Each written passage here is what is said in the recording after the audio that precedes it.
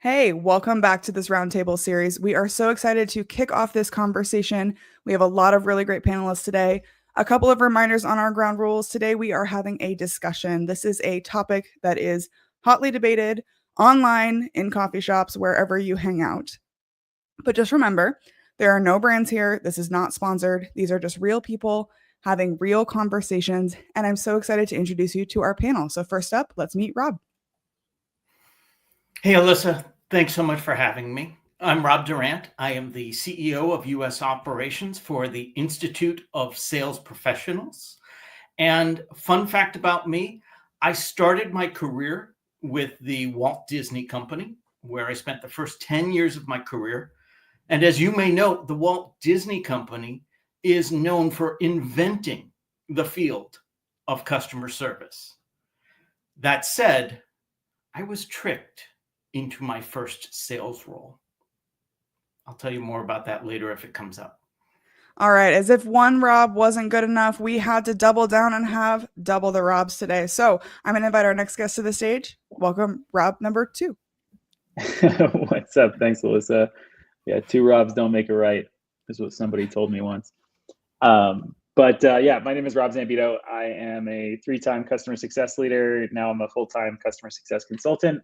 I've worked with about 30 companies, helping build and scale their customer success teams, and have a small team of people now doing everything from consulting to recruiting to RevOps, contracting, and everything, basically everything under the customer success umbrella. Typically with early stage companies, usually around seed through Series B. And fun fact about me, I have a funny allegiance to Planet Fitness. I've been to 101 unique Planet Fitness locations.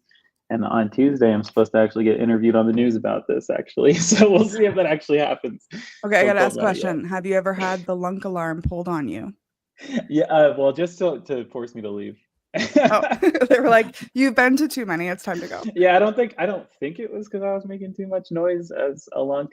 For those of you who don't know, that's someone who's just the obscene person at the gym is the lunk. But if you just are on TikTok and you just search like Planet Fitness lunk, you'll see some really incredible behavior. It's the best. The whole thing is just, it's such a funny experience being at Planet Fitness. I love it. I've been there a couple of times. So we'll get right into it. What is your hot take specifically as it relates to the big question of the day? Should the CSM carry a quota? Rob, you want to start us off? I think I'm going to defer to you, Rob. Go ahead. Okay.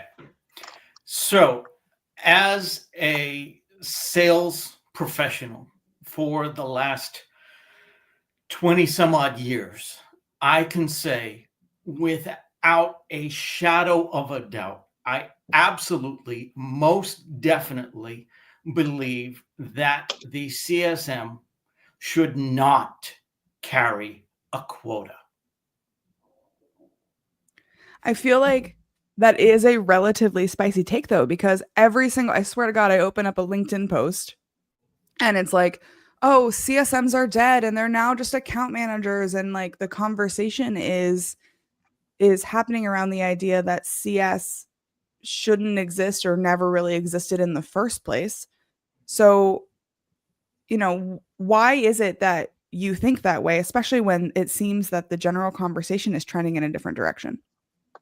Sure. So as I told you, I started my career with the Walt Disney Company, and in one of the roles I was in their call center, a customer service representative for their travel division. And I learned very quickly there that you have to justify your existence in business, whether you're a CSM, whether you're a marketer, whether you're sales, whether you're an accountant. If you are a cost center and not a revenue driving member of the organization, you are going to be cut, because what is the business's responsibility? Reduce costs as much as possible. So I am all for justifying my existence and proving it with data As a sales representative, those numbers come very easy. As a sales representative, those numbers are made public to everyone within the organization. Whether that's right or wrong, that's a different debate. But as a customer service representative, how are you justifying your seat? I'm going to go Carrying ahead a and pause this quota- for a second and bring in our marketing panelists. So we're going to welcome Brooke to the stage. Brooke, if you would just introduce yourself, that would be so great. Hi, Brooke. Hi, Brooke Foley with Jane Agency. I had trouble getting in technologically, so that's on me. Great to No be worries. here. The joy of technology, right? It's only great when it works. Correct. So the question at hand is, should the CSM carry quota? And maybe, Rob, to your point, we need to have a real discussion about what it means to carry quota versus what it means to be accountable to a number. And that was my whole concept around the answer to the question, should the CSM carry a quota? No. They absolutely need to justify their existence. They need to prove their worth. They can even drive revenue through sales. But when you have them carry a quota, their role, their mindset in their role changes significantly enough that it can impact what they're doing in their role. And I don't want that. So if it's not a quota, then Rob, what are you seeing in customer success when you do consulting? And we did discuss this is going to get hard with multiple Robs. So Rob Zambito, what are you seeing in customer success when it comes to carrying a quota, like, or not? What can we track if we're not allowed to track quota? All right, cool. I'm glad you kicked it my way because I spent 2 summers in high school growing up at debate camp, and I'm challenging myself to disagree with Rob Durant. Now, I don't disagree with Rob inherently, but I'm going to do it for the sake of the audience, at least here. So here's my spicy take. My spicy hot take is that companies don't care about customer value as much as they say they do. They typically don't. And they care about revenue. They care about value only because value is a vehicle to attain a revenue outcome, or, as Rob said, a cost management outcome. And the fact that people need to justify their numbers is very much true. So what I've typically seen is that it's interesting. You look at the CSM role. The CSM role has gone through this interesting cycle where it feels like we've kind of just got back to where we started.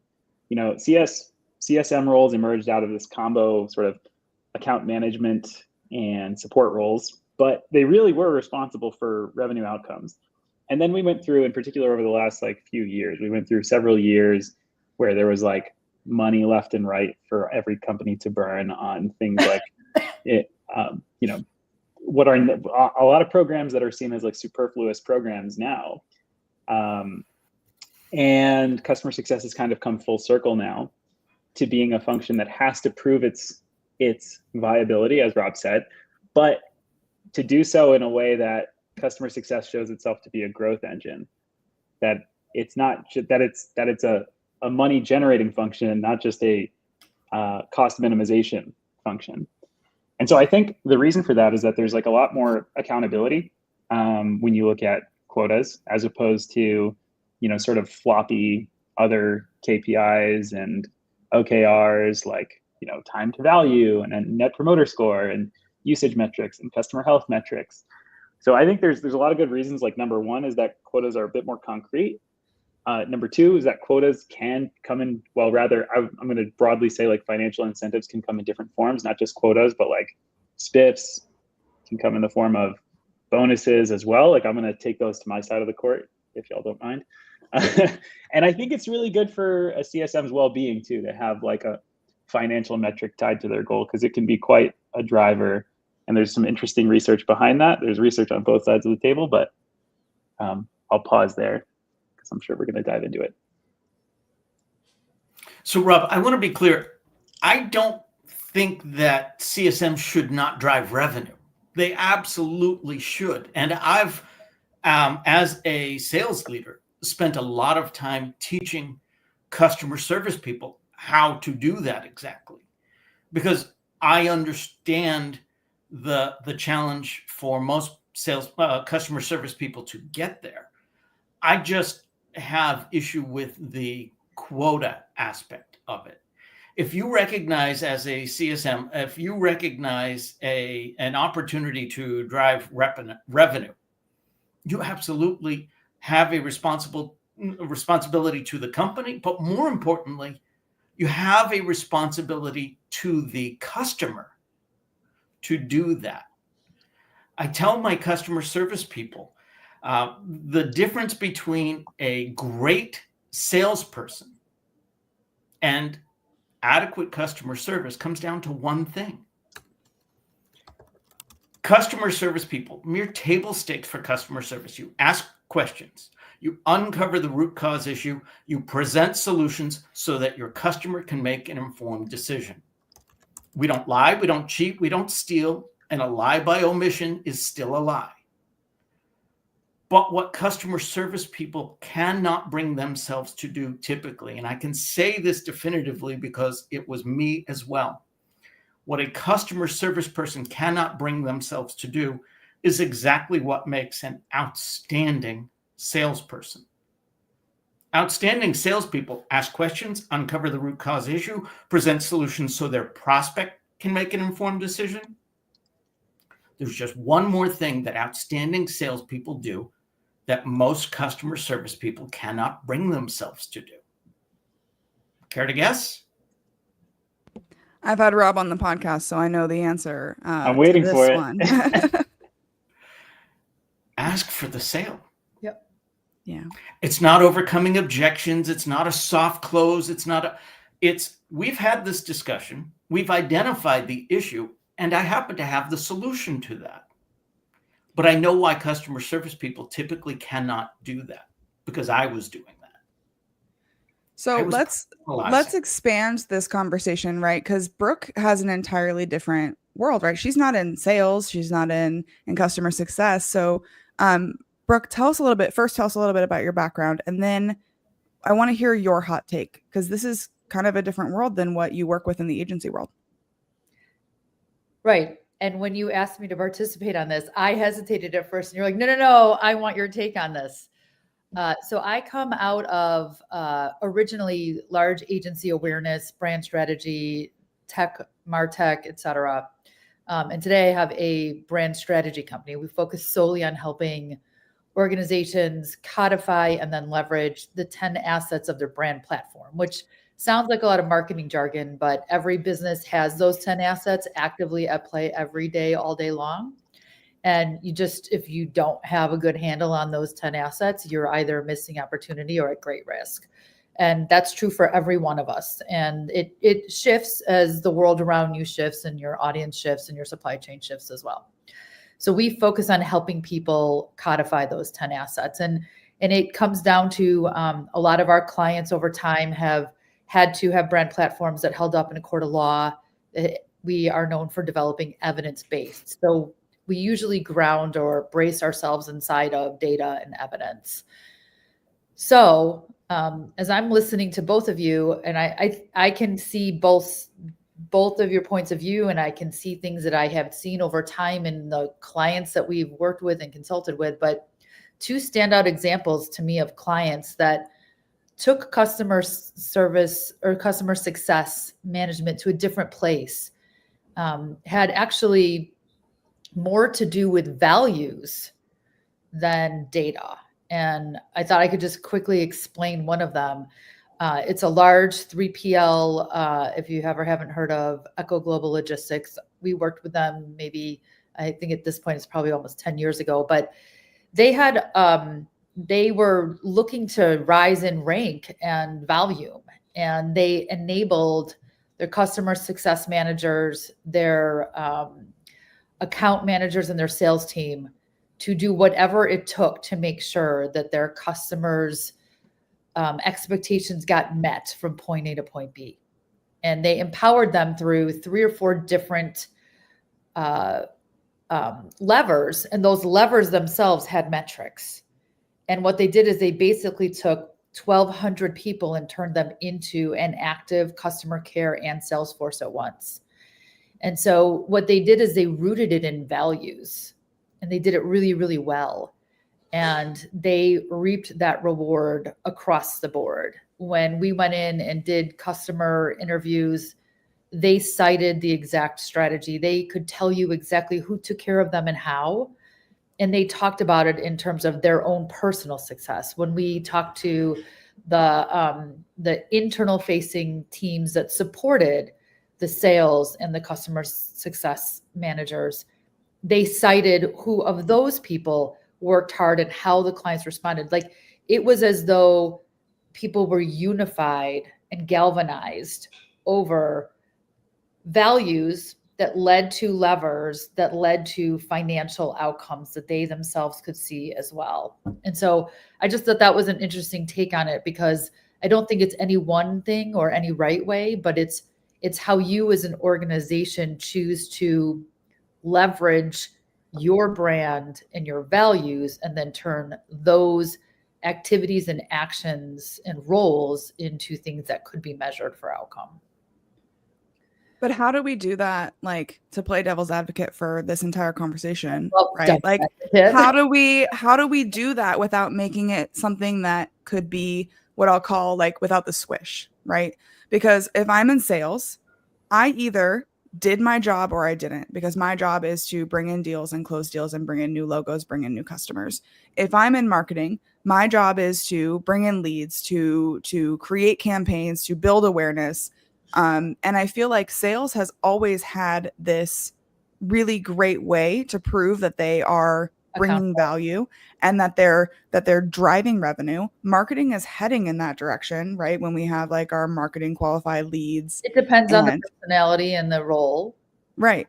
But yet we have this esoteric revenue role at the end that sometimes gets slotted into customer support, sometimes is a strategy role, sometimes is a revenue role, sometimes is an account manager wrapped in a different title, and sometimes is someone who's just trying to get paid to have coffee and talk about their dogs with customers. And like, where does the line end between not trying to create a dichotomy with your customer where it's transactional and being able to prove, as someone who wants to keep my job and not get laid off, that I am driving real value and real impact? And if you take my job away, then you're going to lose this very tangible thing that shows up on the CFO's report. So the thing that I see companies lacking all the time, and it's so far lacking in this conversation, is the ability to wrap our heads around organic revenue, organic growth. So we talk in terms of, new sales or outside sales, inside sales, but we forget the value of organic sales. So, I think the best case study I've ever seen about, and so there's organic sales, and inside of organic sales is retention and loyalty, right? And what you're really talking about when you talk about customer success, once it's a new sales is closed, what you're really doing is talking about the everyday close that happens every time a client decides that they are still in love with you or not. Right. And that's really what you're talking about measuring, because there was a phenomenal case study for anybody who was involved in American Express in the 90s. They had the worst rating, worst reputation.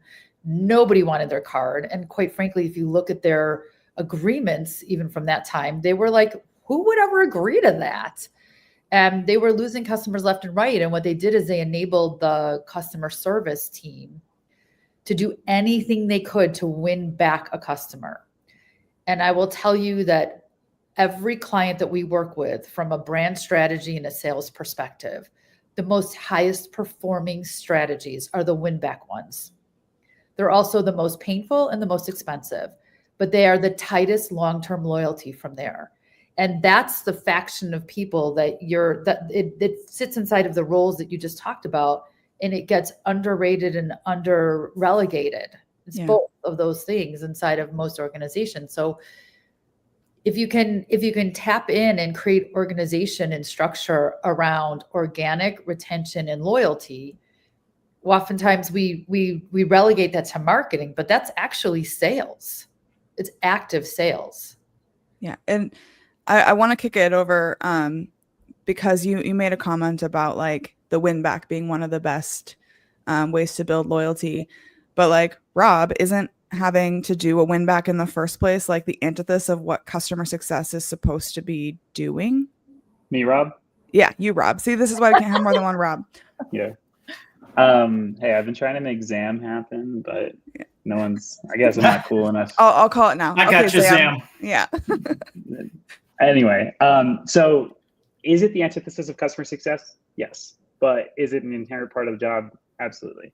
Like somebody needs to be there to win a customer back. In fact, like I have a template library that I share with folks. It's about like 90 templates that I've assembled over the years. And usually the one that people go to first is the cancellation handling playbooks. Right. So Because that's when you're in an oh shit situation and you're panicking. Exactly. Yeah. Yeah. So when you're in that situation, you need a playbook to say like, red alert, we've got a customer who just submitted cancellation. Here's how we handle the cancellation. Here's how we notify management. Here's how we put together a concession plan. Here's how we maybe put together a win-back strategy, maybe an exit interview, maybe also a win-back strategy for if the customer churns 3 months from now, how we re-engage sales to win the customer back. I mean, really, I think I often call customer success teams rev defenders because that's kind of what they're supposed to do, is defend revenue, right? So is it the antithesis of customer success? Yes, but it is like yes by the term customer success because it's like customers not being successful. But I really liked Brooke's point that sometimes it's those customers that you win back who are the most loyal long term. So I want to pick up on Zam, what you just said, and what you were saying as well. See, I told you I'd make it happen. If win-backs are so critical, if retention is so critical, if problem solving is so critical to the CS role, when do they have time to retire their quota? If you give me a sales quota, that's what I will focus on, and those other things be damned. And we just said how critically important they are to the organization. Now, penny wise and pound foolish comes to mind. I think that if you say to someone, we're watching your retention numbers for the purposes of understanding where the organization needs to improve. So a retention number goes up because something else is failing, right? Like I could be really great at retaining things, and that's awesome. And my numbers are going up, but that means that something wrong is happening in the organization, right? And to Zam's point,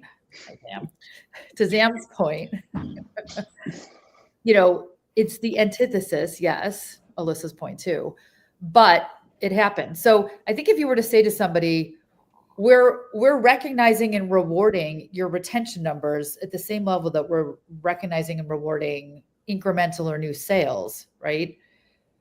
But we also are making a pledge or a promise that as your numbers and retention are going up, we're looking to make sure that we can reduce them, right? Like we're going to make a pledge to reduce that they're going to come to you. I, as a success manager, if that's the role I'm in, now I'm looking at both levers and both opportunities, and I know I have to focus on both, right? Because I need to demonstrate performance in one, and I need to hit a quota in another, but I'm being recognized for both. If I can jump in, I'm not sure I buy that completely. No, that's a really good point. So like for me, I think of it as a matter of how you build that quota. So you can have a quota that pertains to net revenue retention. So it can be some aggregate of customer retention and customer growth, which is how I typically recommend most customer success teams operate once they have the metrics to support that. A lot of really early stage companies, they may not have metrics to support that. But it typically makes a lot of sense to say, like, as you grow within a company, your growth corresponds and correlates pretty darn closely with that of the company. And so when the company wins, you win, and when you win, the company wins. So you start to see that, especially as you see people move up the chains in the management hierarchy as well. So I think that what I see often is that, like, the struggle people often have in that, it's not a closing problem, like what I heard Rob mention. Rob, you get dare now. If I get Zam, you get dare. No mas. Roberto Duran, no mas. So if there's a closing problem, you have to ask yourselves why. Like, why can't customer success folks bring themselves to ask for the sale? It's usually lack of skill, lack of bandwidth, lack of interest, but most commonly it's lack of skill and lack of practice, right? I mean, sales teams get saddled with all sorts of resources to practice their strategies, their discovery strategies, their sales trainings. I've walked into rooms of salespeople just practicing with each other, and it's great. It's like one of the greatest team collaborative activities I've seen, but it doesn't often happen in customer success. So I don't think that customer success has a closing problem as much as a training problem and a value problem. To go back to something I would wholeheartedly disagree with that. No way. Okay, let's hear it. Let's hear it. It's not about training. I have done training for CS teams. I have helped them understand recognizing opportunities. I have helped them understand closing. I have helped them understand teeing it up for sales to close. It's a philosophy. And I can say this definitively because it was my philosophy. As a customer service person, I was personalizing the sale. I cannot afford this. Therefore, you cannot afford this. Therefore, in an effort to provide you with outstanding customer service, I will not even insult you by offering it. And when I go in and teach customer service people, that is the worst thing that you can do in terms of customer service. It's eye-opening. You want to cut a customer service person to the quick, you tell them they're providing bad customer service. You then explain making the decision for them, not treating them like the adult that they are, is bad customer service. What you want to do is allow them to decide for themselves. So it's not about, I don't know how to close. It's philosophically, I don't want to. Sales is bad. Sales is evil. Sales is yucky. If sales didn't screw up somewhere, we wouldn't even need customer service. That's the mindset. So I'm actually going to... Sounds like a hiring problem to me. It is. Go ahead. I would agree. We have a comment coming in. Sorry. We have a comment coming in, and I want to make sure that we get to it because I think it is very relevant to the conversation that we're having right now. So the comment is, I've always worked on commercially responsible teams. I think the product or service should dictate the build of the customer journey. Some are more complex and require multiple team members for delivery. Others aren't, and the CS can manage service and commercial responsibilities. So I want to ask a different question. Maybe are we overgeneralizing in either direction, whether the CSM should or shouldn't have commercial responsibility? Is it more complex than that? Is there a different role who should have it? Or is it some CSMs, but not all others? So let's talk a little more in depth about, like, is there nuance there? Or you're either revenue generating or you're resume writing, right? Which is it? I think that what is essential in what that comment held inside of it was unique to the customer journey. So, customer success management in, home goods is different than customer success management in healthcare.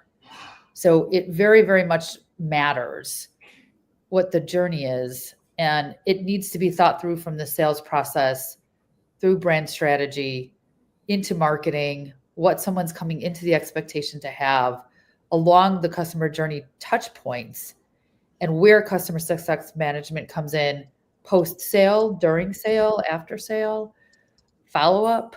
And so I think that that's a big part of how that system gets designed. So I would think someone like ZAM would come in and say, look, across the board, these are the touch points that success or failure happens. And here's how you risk mitigate that based on your brand promise, right? Because the brand promise risk mitigation of customer success is different in a QSR restaurant where someone's sitting right there and the service staff is responsible for mitigating that versus someone who's calling into a call center.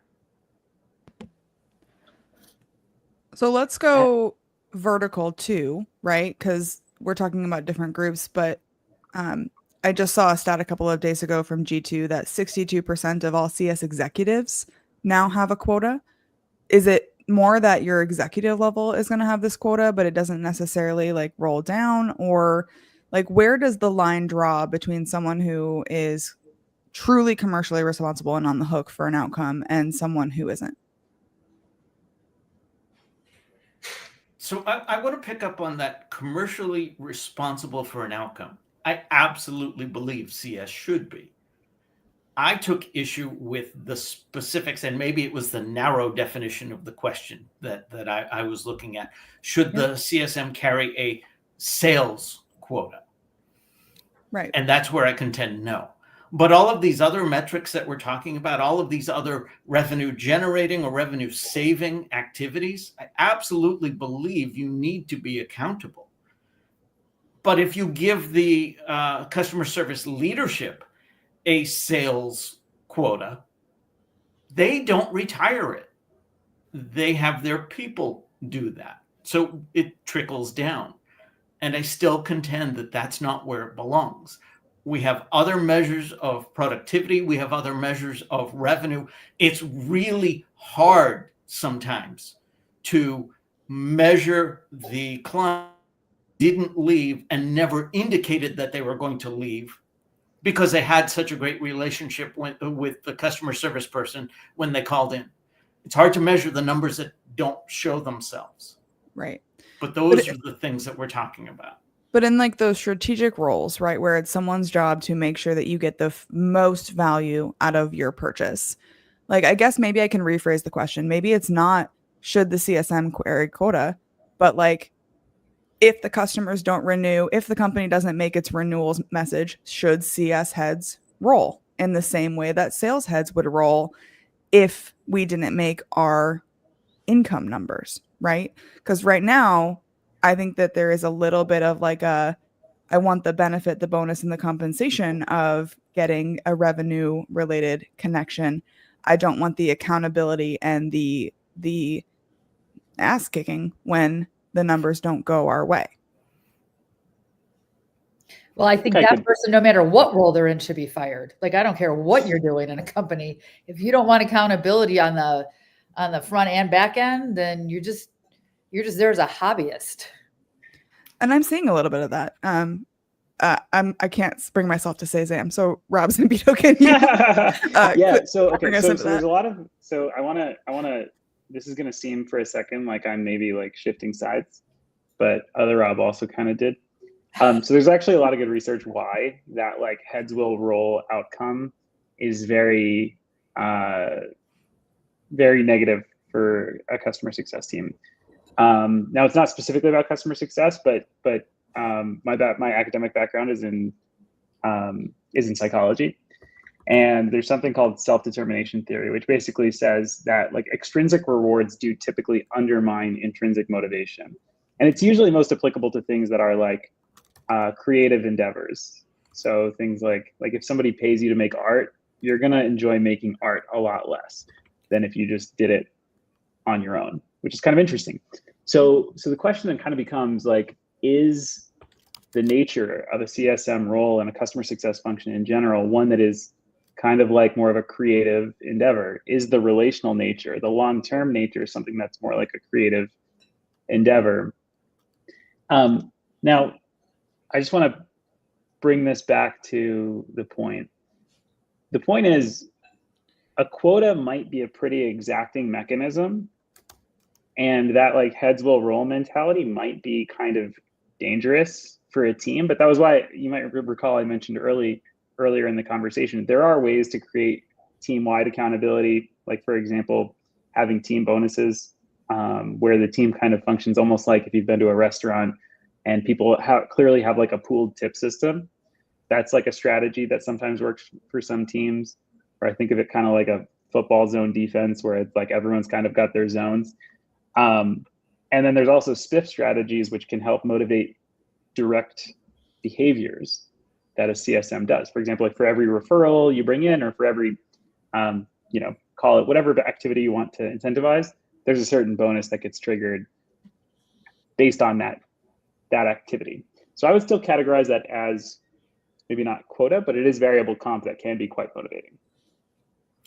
So Sam, when you were talking about motivations, it reminded me of one of my favorite authors. Dan Pink wrote the book Drive. And I love pointing sales leaders to that book when they talk about increasing spiffs, increasing compensation, and so on, because within that book, he points to the fact that money is not the single greatest motivator. There are so many other aspects, and I encourage them to read it so that they can understand how to motivate their sales team. But when I'm in a meeting with sales leaders and customer service leaders, and I share that, inevitably the customer service leaders turn to the sales leaders and go, "Ha, see, I told you so." And that's when I say, yes, stop right there.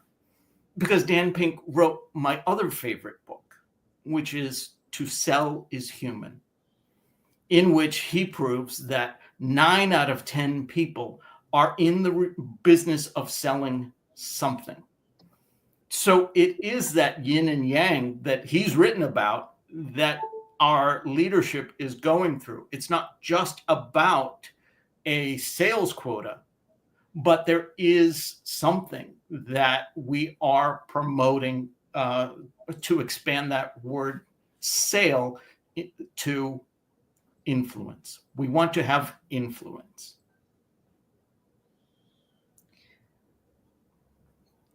So I actually want to ask a next stage question, right? So if we're going to give any kind of like commercial metrics to the CS team, should their compensation reflect success on those commercial metrics? Because typically hitting your quota means that you get some kind of bonus. There's some kind of reason for you doing that. So I come from what I'll call a recovering seller. So I've spent, the last 10 years, I was a reluctant seller, and then I became a full-throated seller, and now I'm a recovering seller, is where I will put myself in. And so like my bonus structure was very much like I eat what I killed, and if I didn't sell something, I didn't eat that week, right? And so as that was obviously money, not the full motivating factor, but it is a motivating factor for a lot of people. And like, I don't know about you guys, but I'm not working because I necessarily just want to, do the job. I need the money that goes along with it too. So if I'm a commercially responsible in the broadest definition, I am tied to revenue. I can specifically tie my input, my success, my activities to some kind of revenue outcome. Should I be compensated as a CSM on those outcomes? Are you talking about in terms of OTE? So in sales, when you go for a job, you ask, what's the base and what's the commission? What is the on-target earnings? And typically, sales is a 50-50 split. I've seen where marketing is an 80-20 split. I haven't seen a lot of splits in customer service. Is that what you're referring to? Or are you talking about customer service gets a salary, but over and above, that's ice cream on top? Yeah, I'm talking specifically about the people who are in those more like active outreach. So like they go to you, not necessarily like you call in to get help, but the people who are out there and trying to build relationships, trying to ensure renewal. Like their entire job is to make sure you realize the full value of your tool, software, solution, service, whatever you purchased. And when it comes time for the renewal, what I see is that sales gets a long tail commission because it renewed. I consulted with Cisco, and they were doing a comp plan for their sellers where they actually got a bigger commission on the renewal than they did on the initial land. And as a seller, I'm sitting here thinking like, I want to keep that commission on the renewal. I don't want to share it with CS, but CS is probably saying like, I did all the work to keep that customer. So I want a piece of that little pie that you've been enjoying. I think that comes down to culture. And I know that doesn't seem like that's the place you would start on that one, but, and it goes all the way back to recruiting. So if you have a team where you're going to create a metric for, and a quota for the customer success person, then that person from the get-go has to be willing to live or die by what they do. So you talked earlier about the fact that you understood in sales that you would hunt and eat what if you didn't kill, you didn't eat, right? The person who goes into that role from a psychological and physiological standpoint is different from an everyday mindset than the person who is about incremental change, monitoring, testing, improving. Like it's just a different like sociological profile. And so if the question is, should they be compensated for what they're doing, then they should also be deal with the consequences of not meeting those quotas. And I think that's the hard part in the question that you pose. And this was one of the reasons why I was sort of like, I'm not an operational development person. I'm not sure I belong in here. But when you talk about it like that, it just comes down to like, did that person sign up for that job and expect it to be that way? Yeah. And if so, then yes, that is how it should be. But I think the company needs to decide what works best for the company. Right. And so I take it back to brand strategy. What's going to protect the financials?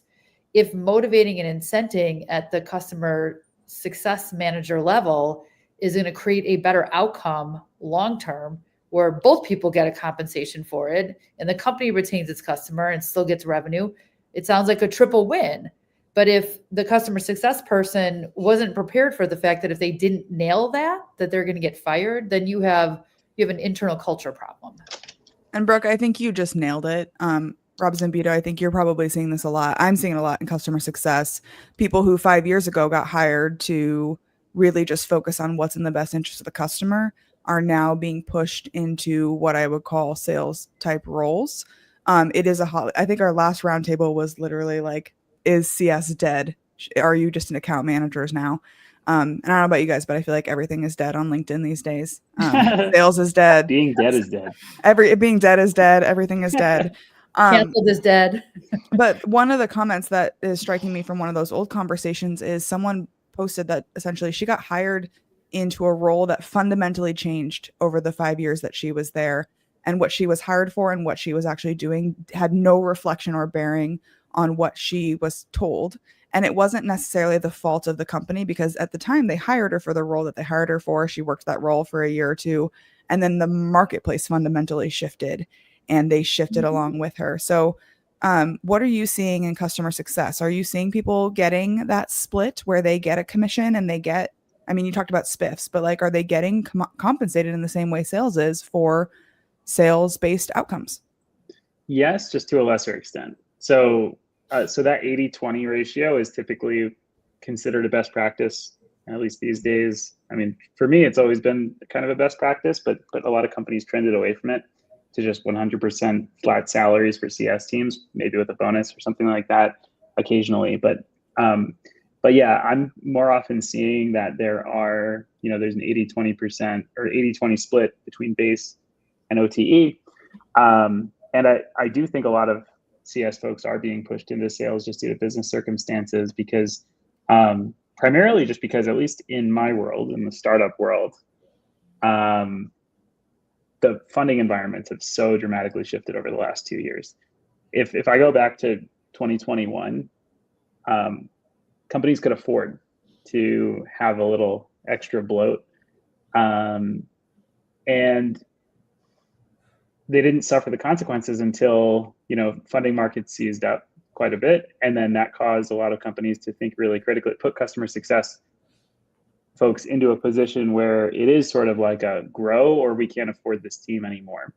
So I feel bad for the person that you mentioned who was pushed into sales, but I also would encourage that person to think of the opportunity that's there around career development and around the potential defensibility of her role that she's building. That the next time, I mean, markets are going to boom and bust. This is not the last time that markets are going to boom and bust. And so if she takes the opportunity now to develop this skill set, it's going to make her even more resilient the next time this rolls around. That's at least what I've learned, I'd say the hard way, because I am a very reluctant salesperson, as I think many of us on this call have in some ways said we are, myself. So I guess what is the, let's be really practical, right? We've talked kind of esoterically. Let's be really practical. If someone wants to explore the idea of figuring out what is the best fit for their brand, for their organization, whether that means carrying quota as a CSM or not, being 100% salary or not. So we're not going to pass judgment on whichever decision we're going. But what would be the first step you would have them take to start figuring out what makes the most sense for their organization? And I want to hear from everyone. So let's just go around the circle. I would 100% say talk to your team first. Find out what motivates them personally.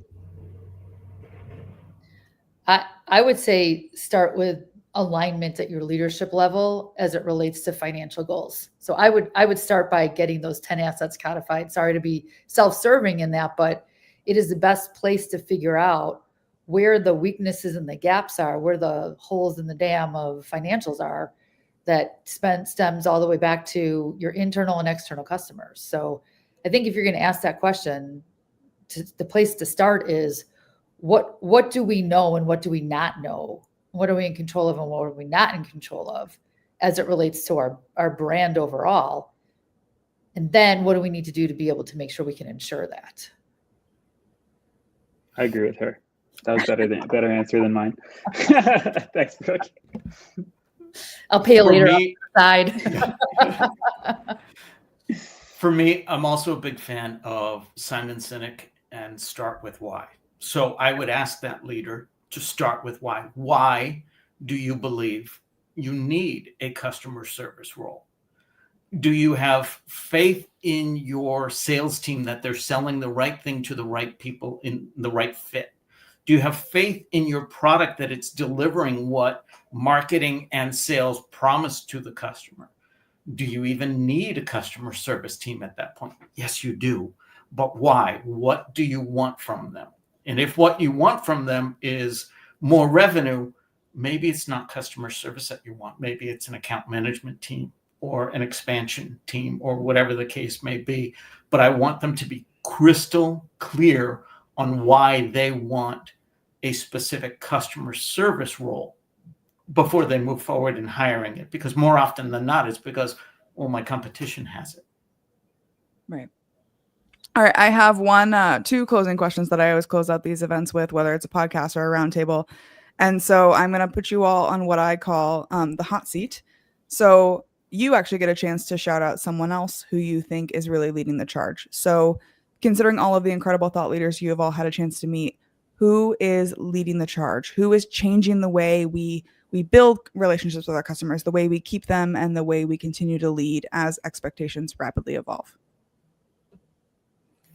I want to give a shout out to Kerry Cunningham at 6 cents, the number 6 cents. He is doing some outstanding things in terms of marketing research, and the MQL. I love what he has to say about that. TLDR, he does not believe in the MQL, and I love what he's putting out. I love that. I'll chime in. I would love to shout out a good friend of mine, Alex Turkovich, who runs a podcast called the Digital Customer Experience Podcast, formerly known as the Digital Customer Success Podcast. And it's all about ways to build really effective relationships with your customers through digital channels. That could be all sorts of digital channels, like particularly those of us listening who are in SaaS. It could be like in-app notifications. It could be email marketing strategies. It could be webinar strategies or scaled strategies. I mean, the interesting thing about Alex is I've never met anyone who's built his career on digital strategies and yet somehow is like the most just awesome human to human person to talk to. He's just so deeply empathetic. So I feel like he really, he's someone I hold in the back of my mind as a role model, and definitely recommend checking out his show if you haven't already. Yeah, Alex is good. He was on my show a couple of months ago, and he's was very, he? very smart.